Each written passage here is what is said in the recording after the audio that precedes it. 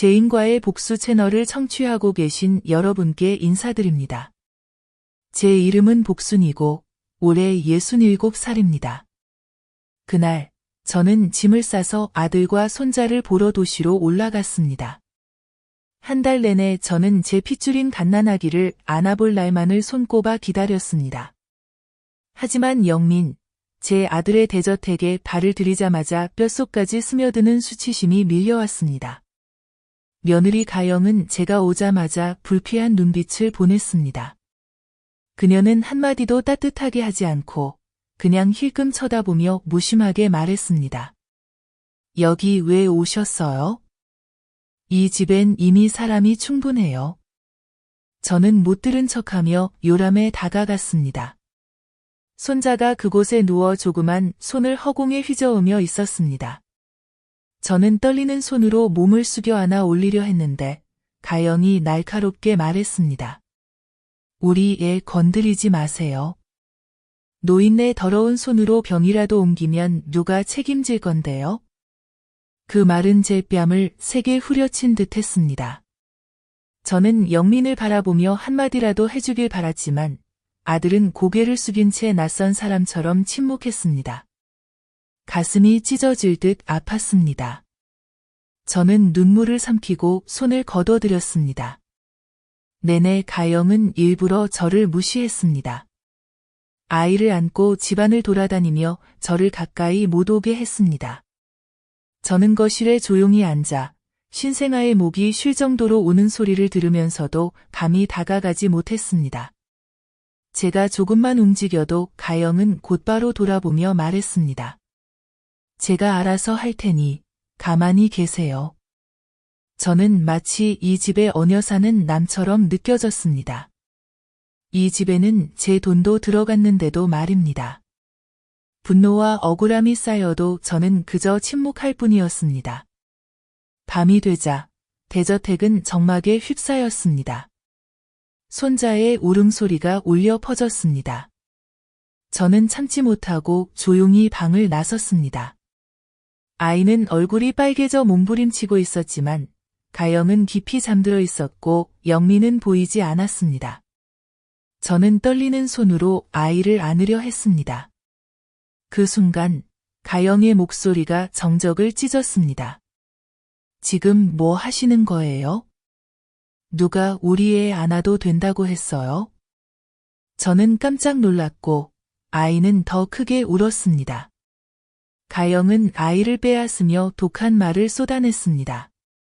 당신은 권리가 없어요. 영민을 낳았다고 내 핏줄까지 건드릴 수 있다고 생각하지 마세요. 당신은 이 집에선 그냥 남이에요. 그 말은 칼처럼 날카로웠습니다. 저는 얼어붙은 채 눈물을 흘렸습니다. 저는 고개를 돌려 약한 모습을 보이지 않으려 했습니다. 조용히 방으로 돌아와 베개를 안고 아이처럼 울었습니다. 새벽이 다가오자 저는 창가에 앉아 멍하니 있었습니다. 머릿속에는 가영의 모욕적인 말들이 울렸습니다. 문득 이런 생각이 들었습니다. 나를 남으로 여긴다면 내가 모든 걸 잃는 게 어떤 건지 보여주마. 복수의 생각이 번뜩이며 가슴에 불이 붙었습니다. 이 대저택은 본래 제 땀과 눈물로 큰 몫을 차지한 곳입니다. 그런데 지금은 저렇게 뻔뻔하게 차지하고 자기 것인 양 굴고 있습니다. 저는 참을 수 없었습니다. 저는 가장 잔인한 방법을 써서라도 반드시 정의를 되찾겠다고 다짐했습니다. 그날 밤 저는 한숨도 자지 못했습니다. 머릿속에는 오직 한 문장만 맴돌았습니다. 내가 어떤 게 완전히 잃는 건지 보여주마. 다음 날 아침 햇살이 방 안을 비출 때까지 저는 침대에 앉아 있었습니다. 밤새 한숨도 못 자서 눈이 빨갰습니다. 영민이 문을 두드리며 고개를 내밀었습니다. 엄마, 내려와서 아침 먹어요. 저는 그를 바라봤지만 이제는 예전에 당당했던 아들 모습이 아니라 고개를 숙인 얼굴만 보였습니다. 저는 고개를 저으며 차갑게 말했습니다. 엄마는 배고프지 않아. 그는 뭔가 말하려다 말고 떠났습니다. 저는 한숨을 쉬었습니다. 온 가족이 아침 식사에 몰두할 때 저는 조용히 시골에서 가져온 오래된 나무 상자를 열었습니다.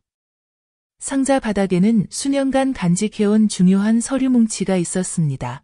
등기권리증, 계약서, 위임장. 모두 제 손에 있습니다. 이 대저택을 구입할 때 영미는 사회에 막 나가 몇 년 일한 정도였고 월급도 얼마 안 됐습니다. 제가 시골의 땅 2필지를 팔아 평생 모은 저축을 모두 쏟아부어 겨우 계약금을 마련했었습니다. 은행에서 서류에 사인하며 떨리던 손, 그때를 아직도 생생히 기억합니다. 제가 대부분을 부담했기에 처음 서류 원본은 제 이름으로 보관했습니다. 나중에 아들을 믿고 아무 말 없이 쓰게 해줬을 뿐입니다. 이제 한 장 한 장 넘기니 제 서명이 그대로 남아 있었습니다.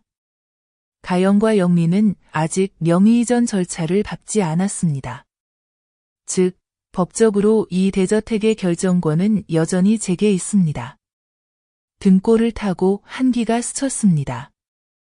가영의 말이 떠올랐습니다. 당신은 그냥 남이에요.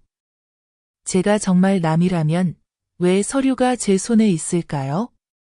저는 서류 뭉치를 책상 위에 올려두고 오랫동안 바라봤습니다. 가슴이 쿵쾅거리고 대담한 생각이 떠올랐습니다. 이 집을 즉시 팔아버리자 저들이 미처 손 쓸 틈도 없이. 하지만 팔고 나면 어디로 가야 할까요? 시골로 가면 집은 허름하고 도시에 남아도 받아줄 곳이 없습니다. 저는 눈을 감고 한숨을 쉬었습니다. 저는 제 거처가 아니라 저들에게 교훈을 주고 싶었습니다. 수년간의 인내에 지쳐버렸습니다. 저는 서류를 옷장에 걸어둔 낡은 한복 속에 숨기고 조용히 밖으로 나왔습니다. 근처 작은 카페에 들어가 아이스 아메리카노를 시켰습니다. 멍하니 앉아 있었지만 머릿속은 폭풍처럼 소용돌이쳤습니다. 저는 가영이 대저택이 사라졌다는 사실을 알고 오열하는 모습, 영민이 절망에 빠져 머리를 감싸는 모습을 상상했습니다. 생각만 해도 마음이 조금은 시원해졌습니다. 바로 그때 옆 테이블에서 몇몇 남자들이 부동산 이야기를 나누는 소리가 어렴풋이 들렸습니다. 저는 귀를 기울이다가 결단을 내리고 다가갔습니다. 목소리는 떨렸지만 단호했습니다. 실례합니다. 혹시 집을 빨리 사고 파는 곳 아세요? 그들은 호기심 가득한 눈빛으로 저를 바라봤습니다. 한 중년 신사가 미소를 지으며 말했습니다. 집을 파시려는 건가요? 어디에 있는 집이고 서류는 어떻게 되나요? 저는 침을 꿀꺽 삼키며 가방끈을 꽉 쥐었습니다. 저는 이제 돌아갈 수 없는 판에 들어섰다는 걸 알았습니다. 하지만 저는 알았습니다. 앞으로 나아가야만 정의를 되찾을 수 있다는 것을. 저는 깊게 숨을 들이쉬고 그를 똑바로 바라보며 말했습니다. 대저택입니다. 서류는 모두 제 명의로 되어 있습니다. 제가 집주인입니다. 그 순간 저는 마치 젊어진 듯 운명을 손에 쥔 것처럼 느껴졌습니다. 차가운 바람이 등골을 스쳤지만 제 입가의 미소는 더욱 또렷해졌습니다. 나는 탈 거야. 나는 그들에게 모든 것을 잃게 만들 거야. 그날 중년 남자의 이름은 종국이었다.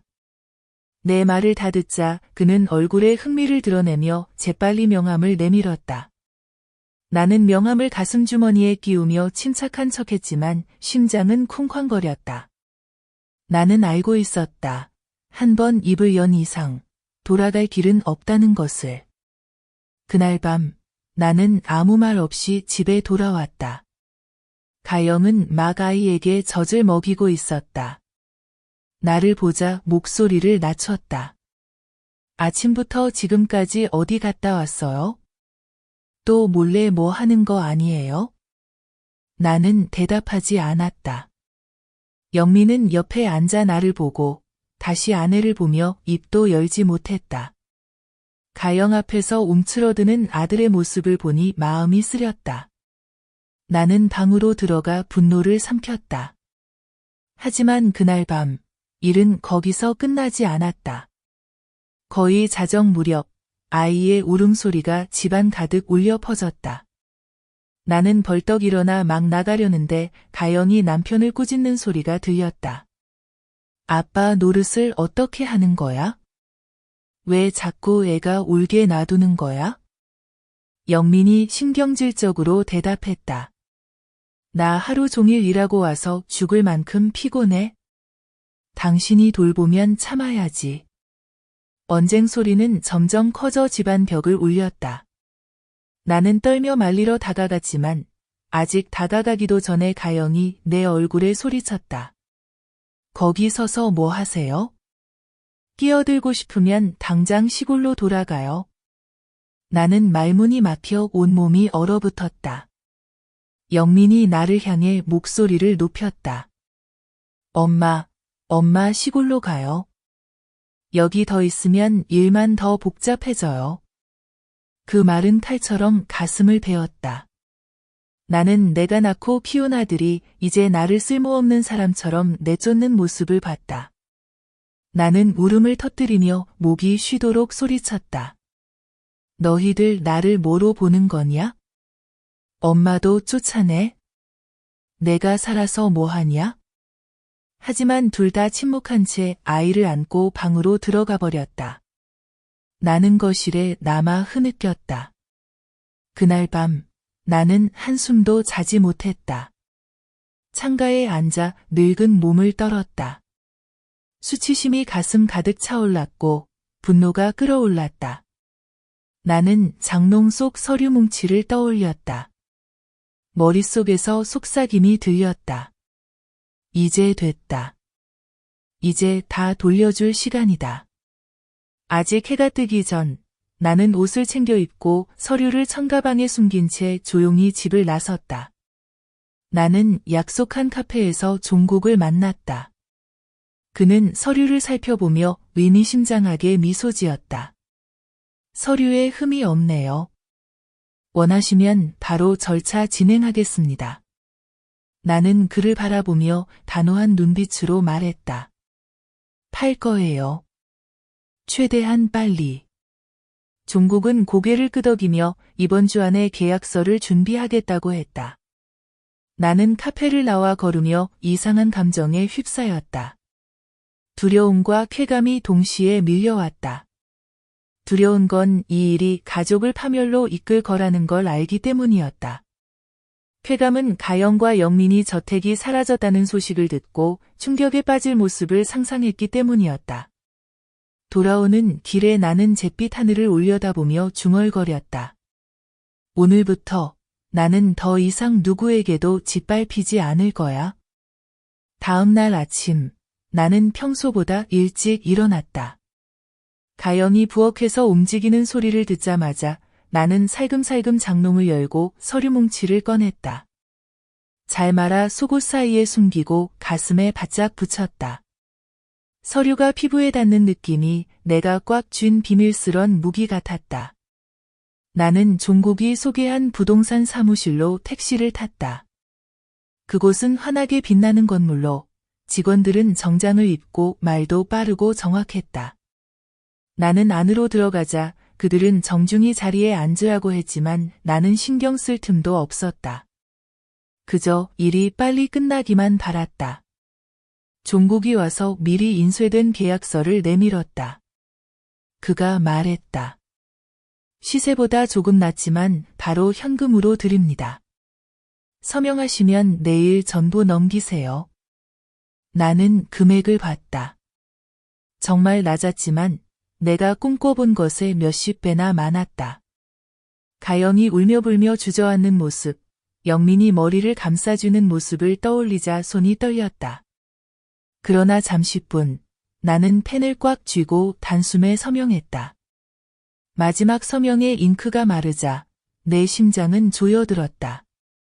이 순간부터 그 저택은 더 이상 영민 부부의 것이 아니었다. 이제 내 뜻대로 할 수 있는 것이었고 나는 이미 결정을 내렸다. 그들은 두툼한 현금이 든 가방을 바로 내게 건넸다. 들어보니 묵직했다. 그 느낌은 달콤하면서도 쓰라렸다.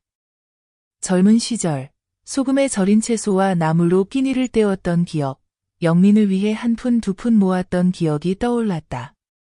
그리고 이제 그 모든 돈이 내 손에 들어왔고 그 집은 영영 그 부부의 손에서 떠났다. 저녁, 나는 가방을 집에 들고 와 침대 밑 나무 상자에 숨겼다. 단단히 잠그고 위에 이불을 덮었다. 가영이 내가 상자를 끄는 걸 보더니 곁눈질했다. 늙어서도 쓸데없는 짐만 끌고 다니네. 귀찮게. 나는 돌아보며 싸늘하게 웃었다. 내 물건이야. 누구한테도 피해 안 줘. 가영은 입을 삐죽 내밀고 가버렸다. 며칠 뒤면 그 집이 더는 자기 것이 아니라는 걸 전혀 모른 채였다. 밤이 되자 나는 창가에 앉아 문틈으로 스며드는 바람 소리를 들었다. 나는 혼잣말로 중얼거렸다. 이제 끝났어. 이 딱이 너희들이 견딜 수 있나 보자. 가슴속에 통쾌함이 치밀었다. 수년간의 굴욕 끝에 처음으로 내가 주도권을 쥔 기분이었다.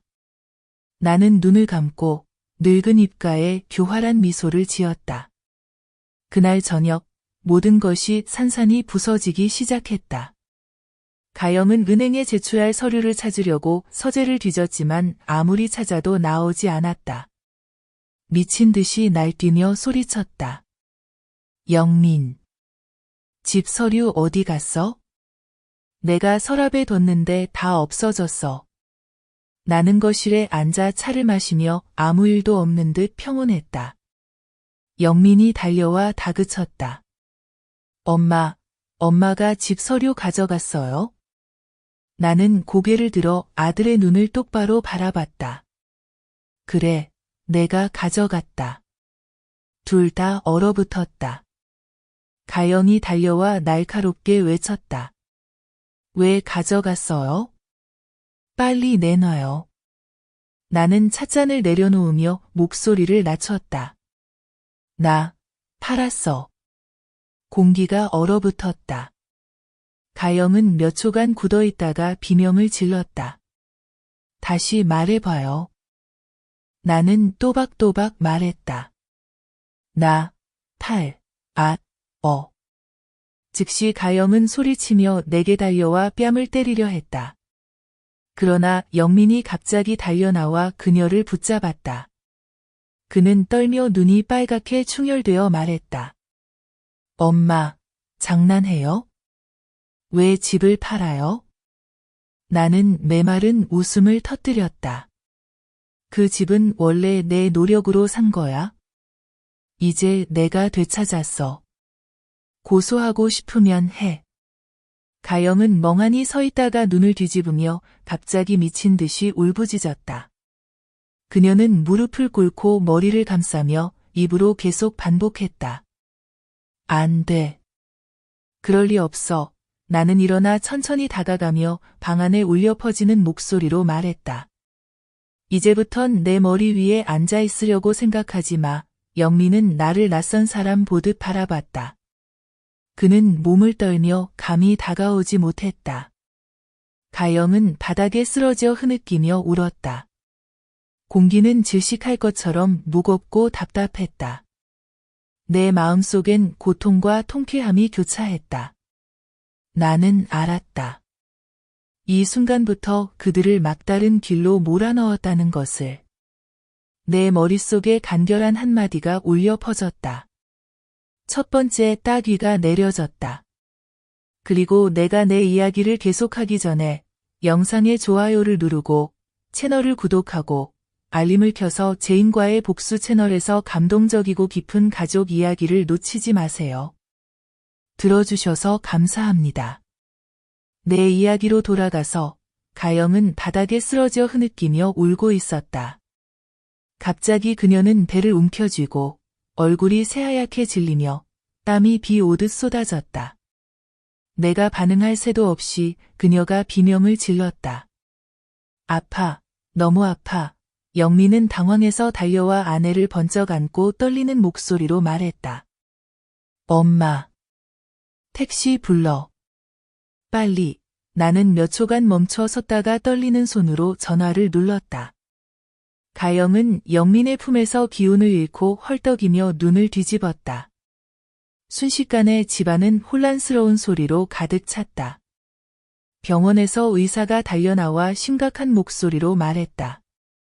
환자가 과도한 스트레스로 심각한 저혈압에 빠졌으니 특별 관찰이 필요합니다. 이 말을 들은 영민은 의자에 주저앉아 두 손으로 머리를 감싸며 목소리가 떨렸다. 세상에, 내 아내가. 나는 복도에 서서 유리창 너머를 바라보았다. 안에서는 가영이 병상에 누워 있었고 얼굴은 창백했으며 팔에는 링거가 꽂혀 있었다. 심장 모니터 소리가 규칙적으로 울렸다. 등골을 타고 한 번 소름이 돋았다. 하지만 나는 참으며 들어가지 않았다. 간호사가 지나가며 나를 걱정스럽게 쳐다봤다. 안 들어가세요. 나는 고개를 저으며 차가운 목소리로 말했다. 젊으니까 견딜 수 있어요. 영민은 붉은 눈으로 나를 올려다봤다. 엄마. 어떻게 이렇게 태어날 수 있어요? 나는 아들을 똑바로 바라보며 한 글자씩 또박또박 말했다. 이게 너희가 치러야 할 대가야. 그는 말문이 막혀 손을 꽉 쥐고 감히 반박하지 못했다. 내 생애 처음으로 나는 그 크고 듬직한 아들이 완전히 무력해진 모습을 봤다. 나는 고개를 돌려 복도 끝으로 걸어갔다. 한 걸음 한 걸음이 무거웠지만 내 마음속엔 차가운 불길이 여전히 타오르고 있었다.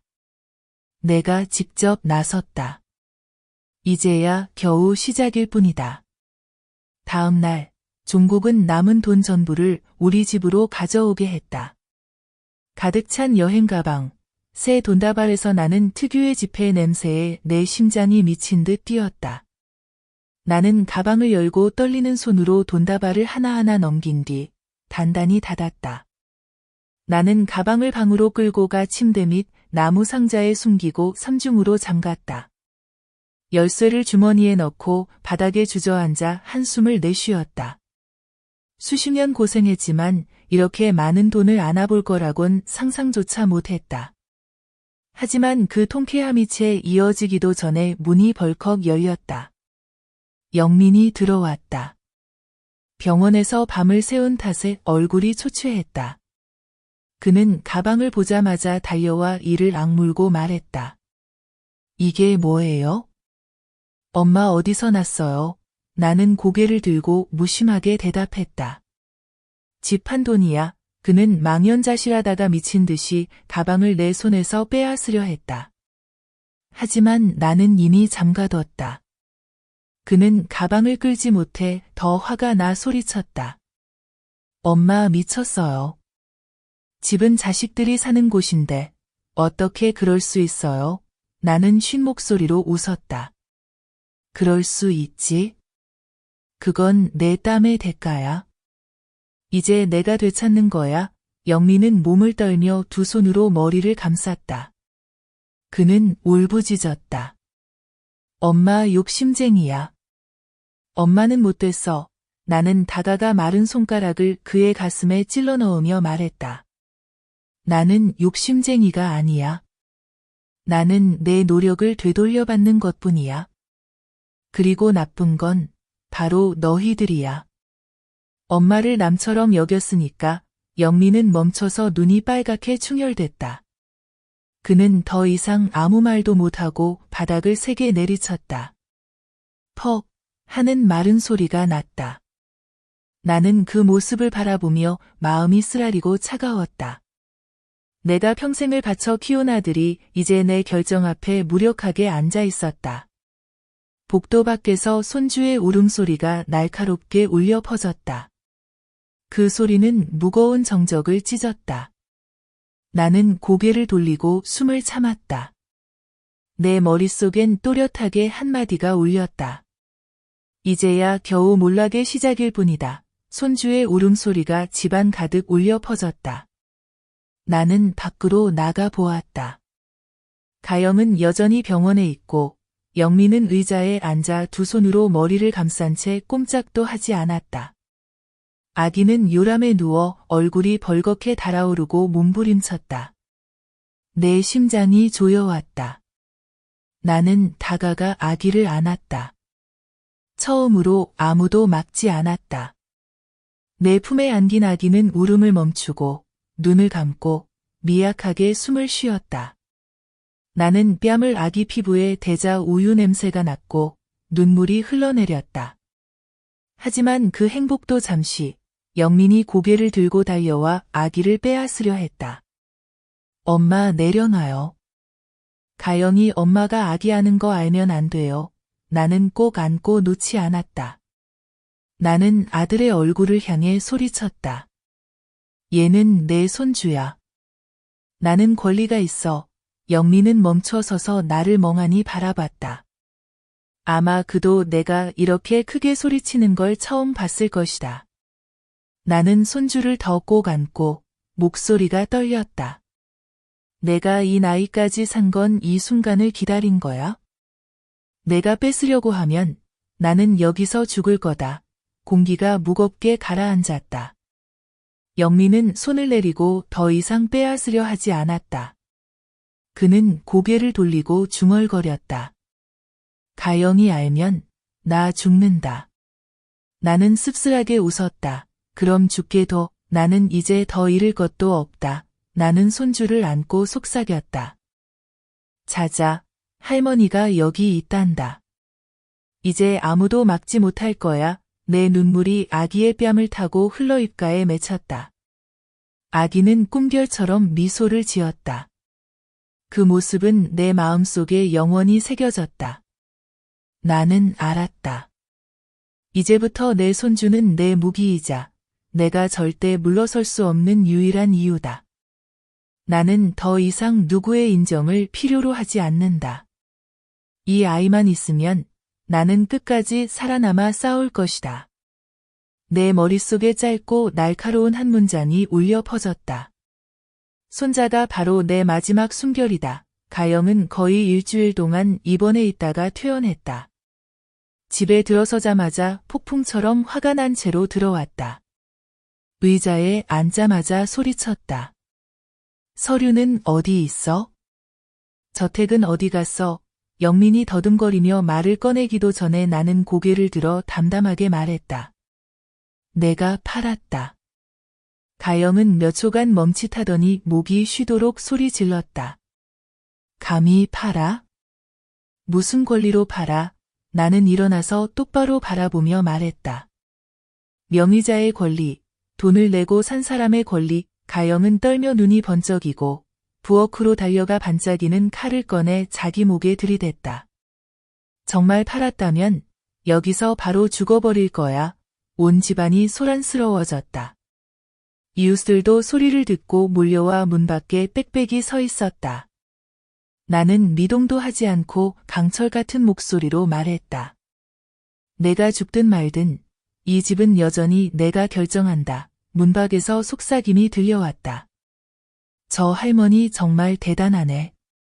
시어머니와 며느리, 딱 원수 같네. 가영은 눈을 치켜뜨고 손이 덜덜 떨리며 칼로 피부를 그어 붉은 자국을 남겼다. 영민이 달려와 아내를 껴안고 칼을 빼앗았다. 가영은 몸부림치며 목이 쉬도록 소리 지르다가 갑자기 바닥에 쓰러졌다. 가영, 영민이 절망적으로 아내를 흔들었다. 나는 여전히 차가운 얼굴로 가만히 서 있었다. 구급차가 사이렌을 울리며 빨간 파란 불빛을 번쩍이며 대문 밖에 섰다. 그들은 가영을 들것에 싣고 갔고 영민은 허둥지둥 따라 달려갔다. 집에는 이웃들이 웅성거리고 남았고 나는 천천히 등을 돌려 들어가다 마시다만 차를 들어 올렸다. 떫은 차 맛이 혀끝을 적시었다. 나는 삼키고 길게 숨을 들이켰다. 마음속엔 오직 한 가지 생각만이 남았다. 이제 시작일 뿐이다. 가영이 쓰러져 입원했다는 소문은 내가 생각한 것보다 훨씬 빨리 퍼졌다. 이틀도 안 돼 친척들 모두가 소식을 알았다. 어떤 이는 전화를 걸어 캐묻고 어떤 이는 집으로 몰려와 곁눈질하며 판단했다.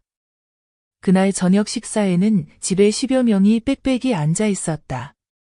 큰엄마가 기침을 하며 내 얼굴을 가리켰다. 복순 씨, 듣자 하니 자식들한테 한마디도 안 묻고 저택을 팔았다면서요? 그게 말이 돼요? 다른 사촌형은 코웃음을 쳤다. 그래도 따지고 보면 저 집을 산 건 바로 저분이 돈을 다 냈잖아. 권리가 없다는 건 말이 안 되지. 분위기는 뚜렷하게 편이 갈렸다. 누군가는 내가 강단 있다고 고개를 끄덕였고 누군가는 고개를 저으며 독한 엄마라고 불렀다. 나는 상머리에 앉아 조용히 차를 홀짝이며 한마디 해명도 하지 않았다. 영민은 얼굴이 벌개져 고개를 푹 숙이고 창피해서 감히 고개를 들지 못했다. 잘못한 아이처럼 온 가족의 비난 섞인 시선을 받고 있었다. 가영은 아직 병원에 있어 자리에 없었지만 무정한 시어머니라는 욕설이 밖에서 대신 들려왔다. 나는 다 들었지만 마음은 전혀 흔들리지 않았다. 변명 대신 나는 씁쓸하게 웃었다. 누가 뭐라 생각하든 내 생각은 안 바꾼다. 웅성거림은 더 심해졌다. 누군가는 밥을 남기고 성난 채로 돌아갔다. 남아있는 사람들은 영민에게 귀엔 말했다.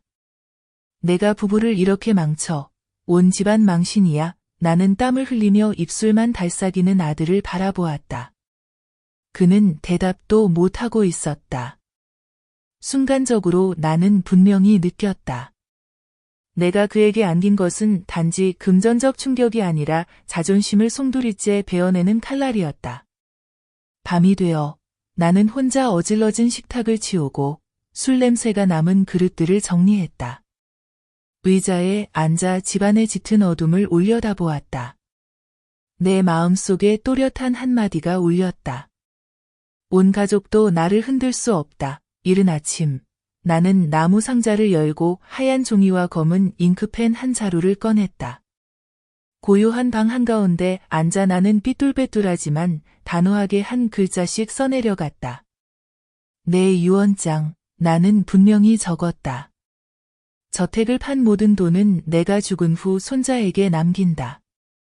영민이나 가영에게는 한 푼도 없다. 나는 아이의 이름을 쓰며 손이 떨렸지만 결연했다. 한 글자 한 글자가 마치 식탁에 칼로 새기는 듯 했다. 점심 무렵 영민이 퇴근해와 내가 종이를 접고 있는 걸 보고 물었다. 엄마, 뭐 써요? 나는 피하지 않고 종이를 들고 그 앞에 내밀었다. 유언장이다. 그는 낚아채 한 번 읽고는 얼굴이 하얗게 질렸다. 목소리가 떨렸다. 엄마, 이러면 피부치를 끊는 거랑 뭐가 달라요? 나는 똑바로 바라보며 천천히 말했다. 나는 끊는 게 아니다. 내 아이에게 남기는 거다. 그게 진짜 피부치다. 그는 종이를 탁 던지며 소리쳤다. 엄마 너무 잔인해. 바로 그때 가영이 병원에서 돌아와 이야기를 듣고 있었다. 그녀는 달려와 유언장을 집어들고 읽고는 오열하며 날카롭게 말했다. 나를 그렇게 미워해서 한 푼도 안 주는 거예요? 나를 원수로 봐요? 나는 차갑게 대답했다. 내 말이 맞아. 나는 널 원수로 본다. 가영은 떨며 가슴을 안고 의자에 주저앉아 울었고 영민은 비틀거리며 밖으로 나갔다. 나를 쳐다보지도 못했다. 나는 종이를 다시 챙겨 원본을 옷주머니에 넣고 조용히 절에 갔다. 나는 부처님 상 앞에 향을 올리며 속삭였다. 이 유언장을 맑은 곳에 보관하게 해주소서. 나는 원본을 주지스님께 맡기고 사본만 집에 가져왔다. 그날 밤 나는 사본을 책상 위에 반듯하게 올려두고 영민과 가영에게 보였다. 내 목소리는 단호했다. 이게 마지막 결정이다. 누구도 바꿀 수 없다. 무거운 집안에서 가영의 거친 숨소리와 영민의 절망적 침묵이 뒤섞였다. 나는 두 사람을 바라보며 마음속으로 짧게 외쳤다. 이 유언장은 너희 목을 조르는 밧줄이다. 며칠 뒤 나는 짐을 싸기 시작했다. 가영은 내가 옷가방을 꺼내는 걸 보고 비웃듯 물었다. 어디 가려고요? 나는 단호하게 답했다. 이 집은 곧 너희 것이 아니다. 내가 먼저 나간다. 영민은 그 말을 듣고 얼굴이 하얗게 질렸다. 엄마, 제발 가지 마요. 제발 남아주세요. 나는 그를 강철 같은 눈으로 바라보았다. 나를 붙잡아 뭐 하려고? 계속 나를 남처럼 대할 거면서 그는 말문이 막혀 고개를 숙이고 더 이상 말을 잇지 못했다. 그날 오후 종국이 전화로 공식적으로 집을 살 사람이 정해졌고 이번 주에 인도한다고 알렸다. 나는 한숨을 쉬었다. 이제 모든 게 끝났다. 나는 은행에 가서 일부 돈을 예금하고 약간의 현금을 남기고 한 푼 한 푼 꼼꼼히 기록했다. 저녁에 영민과 가영이 거실에서 나를 막아섰다. 가영은 종이 뭉치를 들고 얼굴은 창백했지만 목소리는 쓰디썼다. 집을 팔 거면 분명히 말해. 하지만 잊지 마. 우리도 여기서 살고 있어. 나는 정면을 바라보며 차가운 목소리로 말했다. 살든 말든 그건 너희들 일이다. 나는 이미 결정했어. 가영은 몸을 떨며 눈에 불꽃이 일었다. 당신, 우리 가족을 길거리로 내쫓으려는 거야? 나는 입꼬리를 올리며 말했다. 맞아. 나도 한때 이 집에서 쫓겨났으니까. 공기는 숨 막힐 듯했다. 영민은 머리를 감싸 안고 가영은 울부짖었다. 나는 일어나 방으로 올라가며 뒤에서 들려오는 울음소리를 내버려 두었다. 그날 밤 나는 침대에 누워 그들의 부부싸움 소리로 가득 찬 집을 들었다. 비난의 말, 흐느끼는 소리 하나하나가 내 선택이 옳았음을 더욱 느끼게 했다. 나는 벽을 향해 돌아누우며 단호하게 중얼거렸다. 그들도 집 잃는 맛을 봐야지. 집 인도일이 생각보다 빨리 다가왔다. 아침에 종국이 매수인과 함께 공증서류를 들고 왔다. 나는 거실 한가운데 앉아 모두 앞에서 서명했다. 펜 끝은 메말랐지만 단호했다. 가영은 바닥에 주저앉아 눈은 충혈되고 머리는 헝클어져 있었다. 그녀는 미친 듯이 소리쳤다. 이럴 수 없어. 여긴 내 집이야. 매수인은 힐끗 쳐다볼 뿐 대꾸도 안 했다. 종국은 무심하게 직원에게 계속 절차를 진행하라고 신호했다. 영민이 다가와 내 손에서 펜을 빼앗으며 소리쳤다. 엄마. 제발 엄마. 더 이상 서명하지 마. 하지만 이미 늦었다. 서류에는 선명한 도장이 찍혔고 나는 펜을 종국에게 밀어주며 고개를 들어 또박또박 말했다. 이제 이 별장은 더 이상 그들과 아무 관련 없다. 공기는 무겁게 가라앉았다. 가영은 소리치며 머리를 감싸고 바닥에 쓰러졌고 영민은 의자에 주저앉아 어깨를 떨었다. 나는 그 모습을 보며 가슴이 쓰라리면서도 통쾌했다. 그날 오후 매수인의 이삿짐 차가 들어왔을 때 나는 캐리어를 끌고 집을 나섰다. 이웃들은 골목에 가득 모여 웅성거렸다. 그들은 속삭였다. 복순이 아주 독하게 하네. 자식들 쫓겨나서 망신이지 뭐. 가영은 현관 계단에 주저앉아 아이를 안고 오열했고 영민은 멍하니 서서 아무도 쳐다보지 못했다. 나는 그들 곁을 지나며 천천히 말했다. 이게 교훈이다. 잊지 마라. 그리고 캐리어를 끌고 뒤돌아보지 않았다. 가슴속에서 심장이 미친 듯 뛰었고 등골을 타고 소름이 돋았지만 머릿속엔 또렷한 한마디가 울렸다. 오늘 나는 모든 걸 되찾았다. 나는 조용한 골목에 작은 월세방을 얻었다. 벽은 얼룩지고 지붕은 새지만 마음은 이상하게 가벼웠다. 돈이 든 캐리어는 방 한구석에 단단히 잠가 두었다. 나는 낡은 대나무 침대에 앉아 한숨을 쉬었다. 그날 오후 영민이 찾아왔다. 문 밖에서 계속 두드리며 떨리는 목소리로 말했다. 엄마, 얘기 좀 해요. 나는 문을 열고 수척해진 아들과 무성한 수염을 바라보았다. 그는 방에 들어와 무릎을 꿇었다. 엄마, 제발 집을 돌려주세요. 엄마, 부탁이에요. 나는 아들을 보며 잠시 가슴이 아팠지만 곧 마음을 다잡았다. 고개를 저었다. 안 돼, 너희는 이미 잃었어. 그는 울며 차가운 바닥에 머리를 박았다. 목소리가 떨렸다. 엄마, 아내가 미칠 지경이고 애는 갈 곳이 없어요. 한 번만 용서해 주세요. 나는 침대 모서리를 꽉 쥐고 숨을 참았다. 하지만 결국 차가운 목소리가 튀어나왔다. 나도 한때 손주를 안게 해달라고 빌었지만 너희는 용서하지 않았잖아. 그는 말없이 눈물만 흘렸다. 나는 고개를 돌려 더는 볼 수 없었다. 영민은 힘없이 돌아갔다. 나는 문을 닫고 바닥에 주저앉아 심장이 미친 듯 뛰었다. 하지만 머릿속에는 단 한마디만 남았다.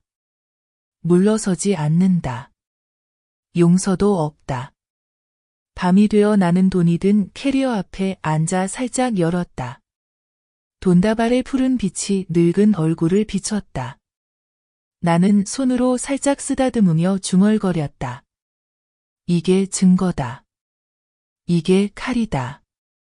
나는 캐리어를 닫고 단단히 잠갔다. 그리고 어둠 속에 가만히 앉았다. 가슴 속에는 단 한마디만 울렸다. 이 돈이 너희를 파멸시킬 거다. 그날 밤, 아직 잠들지 못했을 때 문 두드리는 소리가 거세게 들렸다. 문을 열자 가영이 서 있었다. 수척한 얼굴, 다크서클 진 눈. 그녀는 나를 노려보며 쉰 목소리로 말했다. 당신 때문에 내가 이렇게 됐으니 이제 대가를 치러야 해. 말이 끝나자마자 방으로 들어와 캐리어를 찾기 시작했다. 나는 그녀 앞을 막아서며 소리쳤다. 멈춰. 가영은 비웃으며 쏘아붙였다. 여기 돈 숨겨놨다고 안심하지 마. 내가 다 가져갈 거야.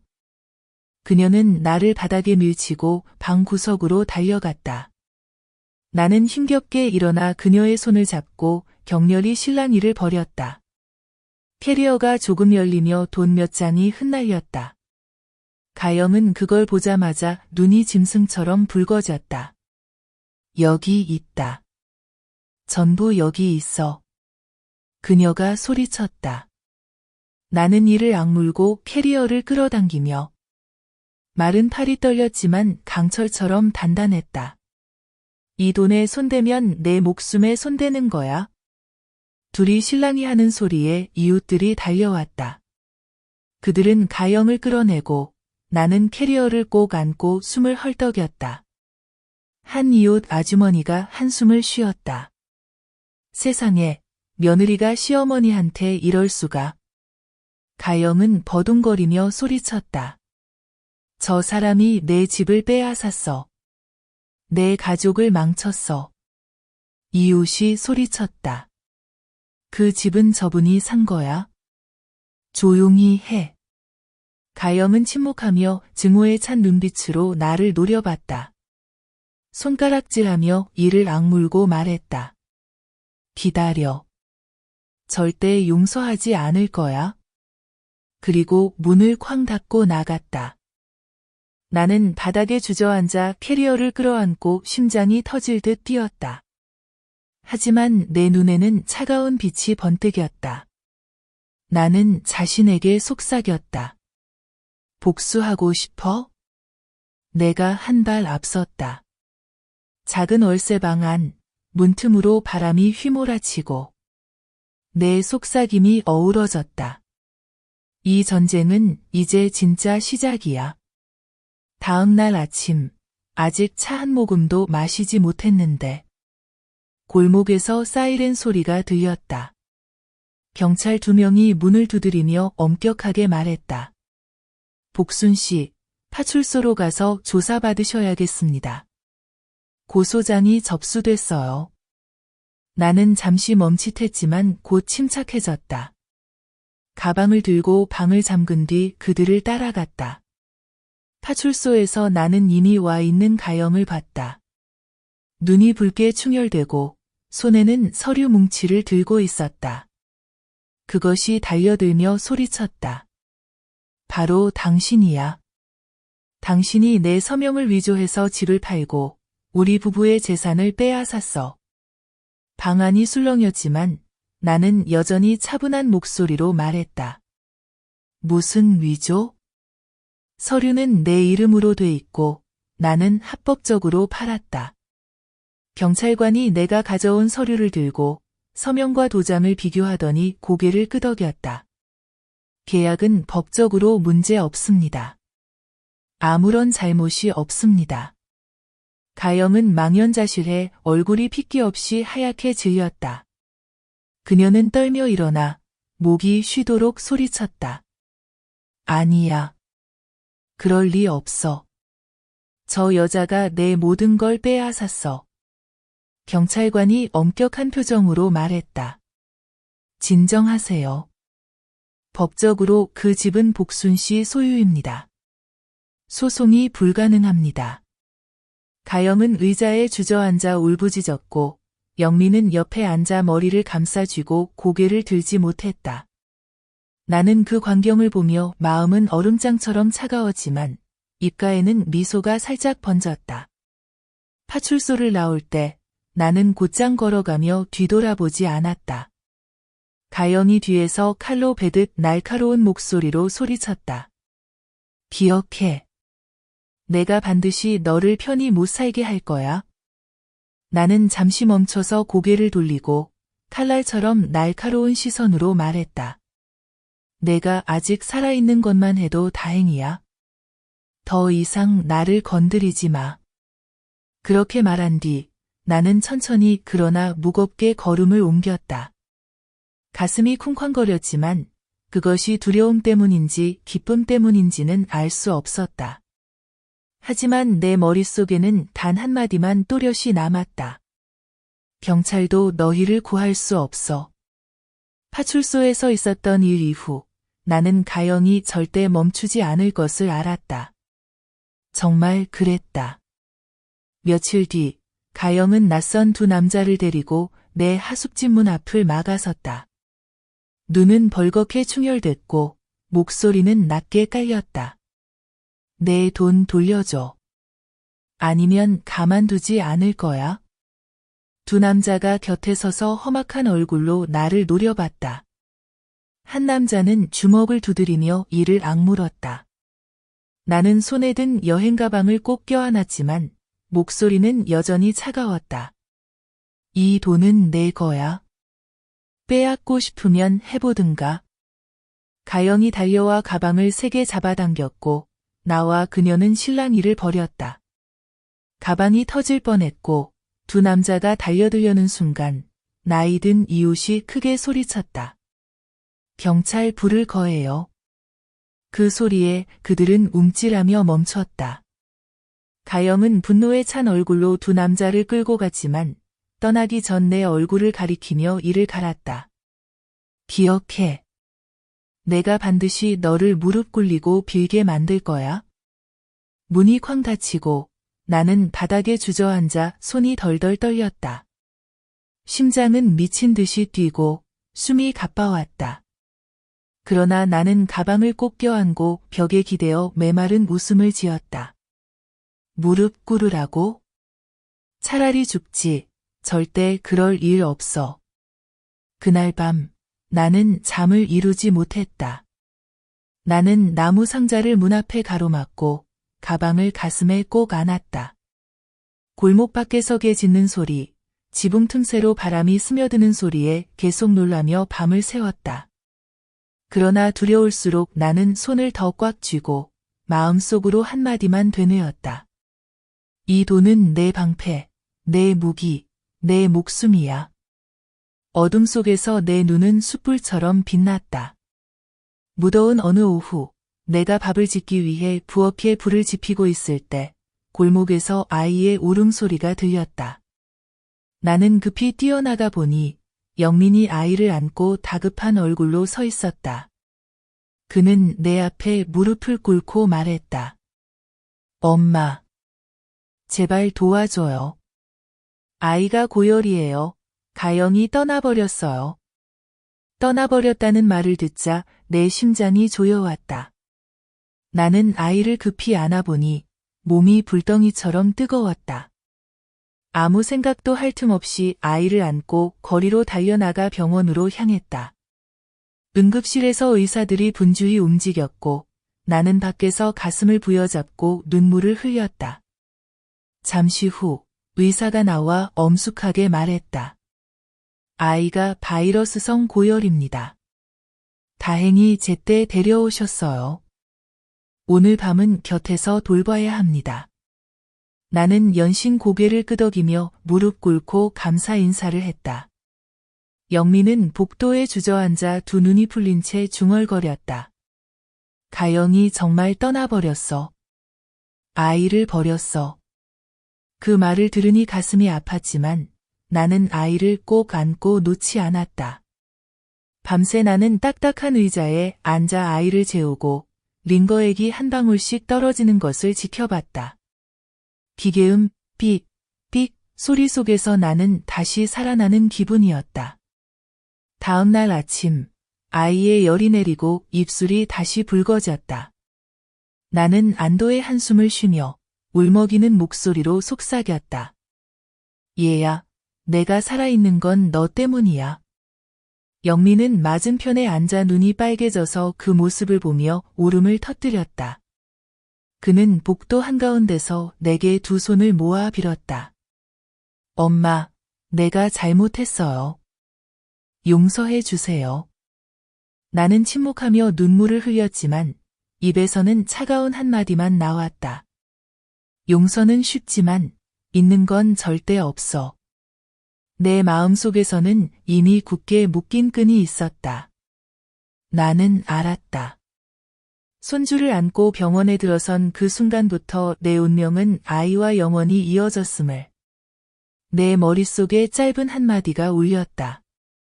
오직 손주만이 나를 구할 수 있다.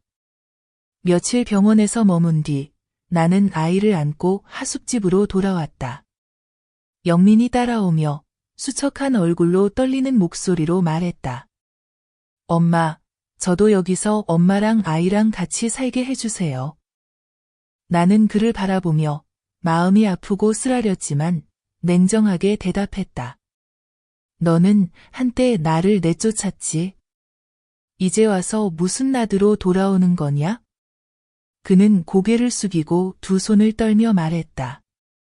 내가 잘못했어요. 이제 아무것도 남지 않았어요. 아내도 떠났고 집도 잃었고 엄마와 아이밖에 없어요. 나는 침대에 앉아 아이를 안으며 단호하게 말했다. 나는 아이만 지킬 거다. 너는 여기 있고 싶으면 내 말을 들어야 해. 영민은 연신 고개를 끄덕이며 눈물을 쏟았다. 들을게요. 엄마가 뭐라 해도 다 따를게요. 나는 그를 바라보며 마음이 아팠지만 입에서는 여전히 냉정한 말이 나왔다. 그럼 가영이와의 인연을 끊는 것부터 시작해. 만약 그녀가 돌아오면 용서하지 않을 거야. 그는 입술을 깨물고 오랫동안 침묵하다가 고개를 끄덕였다. 그 순간 나는 아들의 눈에서 절망을 똑똑히 봤다. 밤이 되어 나는 일부러 천천히 여행 가방을 열고 영민 앞에서 돈 뭉치를 하나씩 세었다. 모두 보여준 뒤 가방을 닫고 단단히 잠갔다. 내 목소리는 칼처럼 단호했다. 이건 엄마가 더 이상 빈손이 아니라는 증거야. 그리고 아이를 지킬 수 있다는 증거이기도 해. 영미는 묶인 아이처럼 조용히 고개를 끄덕였다. 그 밤, 나는 아이의 숨소리를 들으며 마음 한편이 부드러워지면서도 팽팽해졌다. 나는 안다. 가영은 절대 포기하지 않을 것이다. 그녀는 반드시 돌아올 것이고 다음에는 더 악랄할 수도 있다. 내 머릿속에 또렷하게 울리는 한마디. 최후의 싸움은 아직 오지 않았다. 하지만 반드시 처절할 것이다. 내 예감은 틀리지 않았다.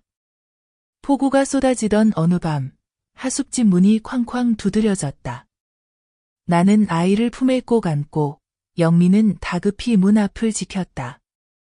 가영의 목소리가 복도에서 울려 퍼졌다. 문 열어. 나는 모든 걸 되찾아야 해.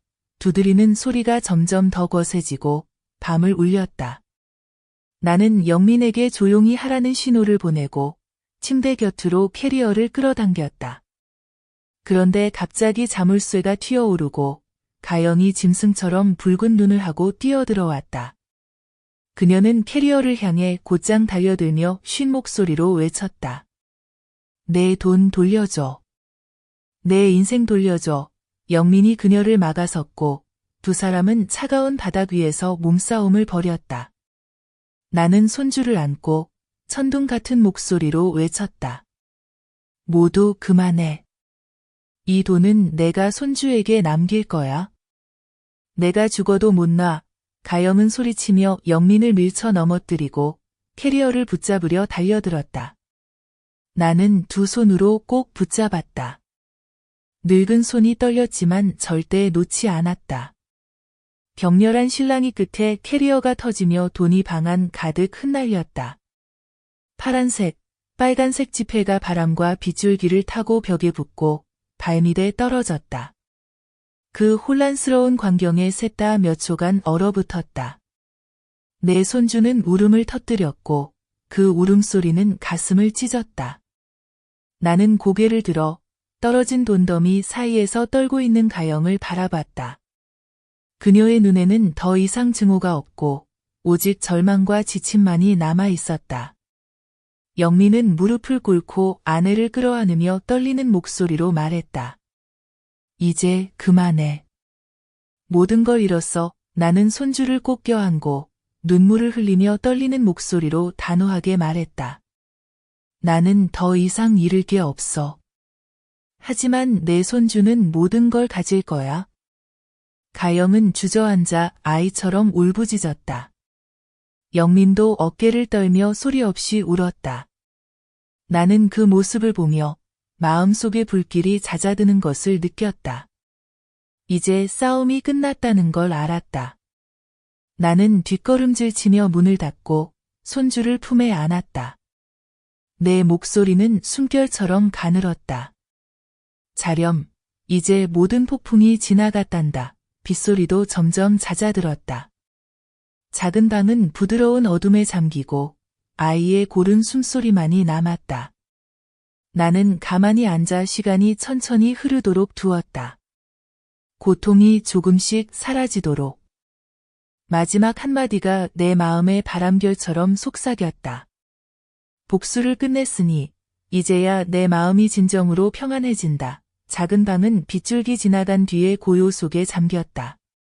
나는 벽에 기대 앉아 여전히 곤히 자는 손주를 꼭 안았다. 아이의 숨결은 고르고 따뜻해 폭풍 같던 세월 끝에 내 영혼을 다시 불러오는 듯했다. 나는 천천히 주위를 둘러봤다. 돈이 바닥에 흩어져 있었다. 몇 장은 젖어 구겨지고 처음처럼 온전하지 않았다. 나는 줍지도 신경 쓰지도 않았다. 이제 내 인생에서 가장 소중한 것이 이 늙은 품에 안겨 있다는 걸 알았으니 그 돈이 아니었다. 나는 천천히 눈을 감고 과거가 밀려오게 내버려 두었다. 외면받던 순간들, 욕설, 며느리의 냉정한 고갯짓, 모든 것이 아득한 꿈처럼 스쳤다. 나는 저항했고, 싸웠고, 내 몫을 되찾았다. 그리고 이제 더는 미련이 없다. 가볍게 한숨이 새어나왔다. 나는 손주의 부드러운 머릿결을 쓸어주며 천천히 속삭였다. 얘야, 할머니는 내가 기댈 곳을 마련하려고 모든 걸 다 했단다. 나는 곰팡이 핀 천장을 올려다보며 마음이 한결 가벼워짐을 느꼈다. 모든 원한, 분노도 이제 저 밖의 빗물과 함께 사라지는 듯 했다. 더는 이기고 지는 게 중요하지 않았다. 여기 이렇게 손주 곁에 앉아 숨소리를 들을 수 있으면 그걸로 충분했다. 나는 영민, 가영을 떠올렸다. 그들이 평생 나를 원망할지도 결코 용서하지 않을지도 모른다. 하지만 이제 그건 중요하지 않았다. 나는 용납을 바라지 않는다. 나는 그저 내 평온을 되찾았을 뿐이다. 나는 손주의 우유 냄새 나는 머리에 뺨을 대고 자장가처럼 속삭였다. 자렴, 폭풍은 지나갔어. 자렴, 시간이 멈춘 듯했다. 공간에는 오직 처마 밑으로 떨어지는 빗방울 소리만이 남았다. 나는 조용히 앉아 마지막 장면이 아주 흐릿하고 부드럽게 어둠 속에서 희미하게 사라지도록 내버려 두었다.